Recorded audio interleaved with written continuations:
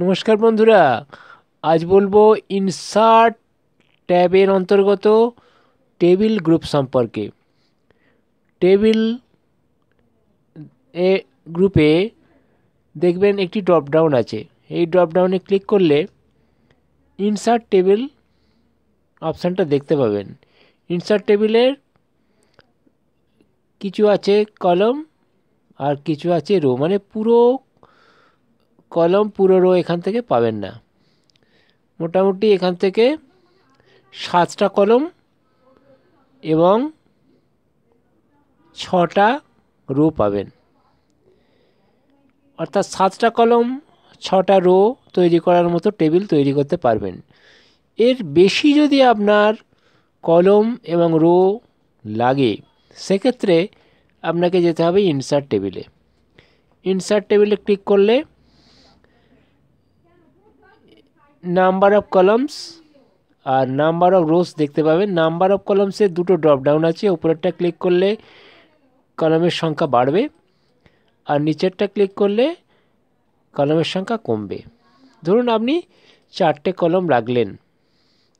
R number of রোসে ওপরেরটা click করলে, উপরের ড্রপডাউনটা click করলে রোস সংখ্যা বাড়বে আর নিচেরটা ক্লিক করলে কমবে। ধরুন আপনি 10টা রো রাখলেন, রেখে এবার ওকে করলেন। সঙ্গে সঙ্গে যতগুলো কলম এবং যতগুলো রো আনতে চেয়েছিলেন ততগুলোই এসে যাবে। এখন এই টেবিলটা আসার পরই দেখবেন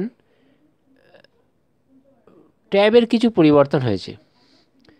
একদম হেল্পের পরে দেখবেন একটি ট্যাব এসেছে, এটার নাম হচ্ছে টেবিল ডিজাইন, আর ঠিক তারপরে আছে টেবিল লেআউট। টেবিল ডিজাইন থেকে আপনি বিভিন্ন ধরনের ডিজাইন পেতে পারেন। ক্লিক করে করে দেখবেন যে ডিজাইনটা আপনার পছন্দ সেটা আপনি নিয়ে নেবেন। এছাড়া আছে শেডিং, অর্থাৎ এখান থেকে আপনি শেডিং দিতে পারবেন। শেডিং মানে কোনো লেখার উপরে রং। ওকে। আর তারপরে আছে পেন্ট কালার্স, অর্থাৎ এখান থেকে আপনি যে কলাম বা যে রো তৈরি করবেন সেগুলোকে রঙিন করতে পারবেন। ওকে। এরপরে আছে বর্ডার্স, অর্থাৎ এখান থেকে আপনি বর্ডার দিতে পারবেন। ওকে। আর টেবিল লেআউটে আছে আপনি কতগুলো, প্রথমেই আছে সিলেক্ট। সিলেক্ট থেকে আপনি কতগুলো সিলেক্ট সেল, সিলেক্ট কলম, সিলেক্ট রো, সিলেক্ট টেবিল। অর্থাৎ সিলেক্ট সেলে ক্লিক করলে সেলগুলো, যে সেলে আপনার কার্সার আছে সেই সেলটা সিলেক্ট হবে। আর সিলেক্ট কলমে ক্লিক করলে পুরো কলমটা সিলেক্ট হয়ে যাবে। আর ওই যে সিলেক্ট রোতে ক্লিক করেন পুরো রোটা সিলেক্ট হবে। আর সিলেক্ট টেবিলে ক্লিক করলে পুরো টেবিলটা সিলেক্ট হয়ে যাবে। ওকে। এবারে আমরা টেবিল লেআউটের 2 নম্বরে আছে ভিউ গ্রিডলাইন্স। ভিউ গ্রিডলাইন্সে ক্লিক করলে আপনার গ্রিডলাইন্সে আসবে। এরপরে আছে প্রপার্টিস। প্রপার্টিস থেকে আপনি গ্রিডলাইন্স বাড়াতে পারেন, আবার কমাতেও পারেন। এই প্রপার্টিসের পরে আছে ড্র টেবিল। ড্র টেবিল থেকে আপনি টেবিলের কলম ও রো বাড়াতে পারবেন। ড্র টেবিলে ক্লিক করে আপনি টেবিল ড্র করতে পারবেন, অর্থাৎ কলম রো ইত্যাদি ড্র করতে পারবেন। এরপরে আছে ইরেজার। ইরেজারে ক্লিক করলে আপনার একটা ইরেজার এসে যাবে। আপনি ইরেজারটা নিয়ে লেফট ক্লিকের সাহায্যে কলম ও রো ডিলিট করতে পারবেন। এরপরে আছে ডিলিট। ডিলিটে ক্লিক করলে আপনার কার্সার যেখানে থাকবে, অর্থাৎ ডিলিট সেল, সেই সেলটা ডিলিট হয়ে যাবে। আর তারপরে আছে ডিলিট কলম, যে কলমটা আপনি সিলেক্ট করবেন সেই কলমটা ডিলিট হয়ে যাবে, অর্থাৎ কলম ডিলিট হবে।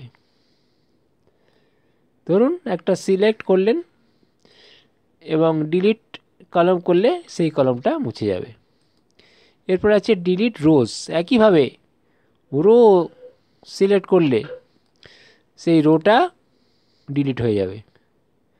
আর পুরো টেবিলটা যদি আপনি সিলেক্ট করেন তাহলে টেবিল ডিলিট টেবিলে ক্লিক করলে পুরো টেবিলটাই ডিলিট হয়ে যাবে। ওকে, এরপরে আপনি আর একটা টেবিল তৈরি করুন, করলেই আবার টেবিল লেআউটটা এসে যাবে। এরপরে আছে ইনসার্ট রো। ডিলিটের পরে আছে insert row above, insert row below, অর্থাৎ রো আপনি ইনসার্ট করতে পারবেন। অ্যাবাভ মানে উপরে, আমি অ্যাবাভে ক্লিক করলাম, দেখুন উপরের রো তৈরি হয়ে গেল। আমি নিচে কার্সারটা আনলাম, ইনসার্ট রো বিলো, সঙ্গে সঙ্গে নিচেতেও তৈরি হলো। এরপরে আছে ইনসার্ট কলম লেফট। আপনি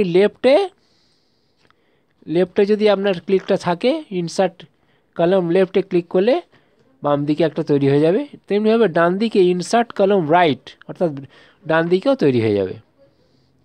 এরপরে আছে মার্জ সেল মানে দুটো কলম বা দুটো রোকে মার্জ করে দেওয়া, অর্থাৎ দুটোকে একটায় পরিণত করা। মার্জ সেল সিলেক্ট, দুটো রোকে সিলেক্ট করে আমি মার্জ করলাম, সঙ্গে সঙ্গে দুটো কলম কি হয়ে গেল, একটা কলমে পরিণত হলো।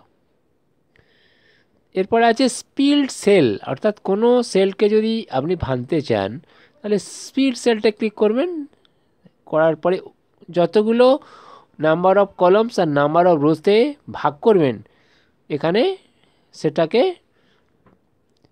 বাড়িয়ে বা কমিয়ে ঠিক করবেন, করে ওকে করবেন, ততগুলোতেই বিভক্ত হয়ে যাবে।